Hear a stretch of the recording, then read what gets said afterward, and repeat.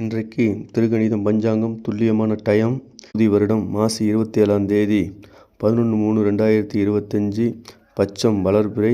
இன்றைக்கு கிழமை செவ்வாய்க்கிழமை. இன்றைய நட்சத்திரம் ஆயில்ய நட்சத்திரம். இன்றைய திதி துவாதசி திதி. இன்றைக்கு யோகம் அதிகண்டம். இன்றைக்கு கருணம் பவகரணம். இன்றைக்கு ராவுகாலம் 3:25 4:54 PM. இன்றைக்கு யமகண்டம் 9:28 10:58 AM. இன்றைக்கு குளிகை நேரம் 12:22 10:59 PM.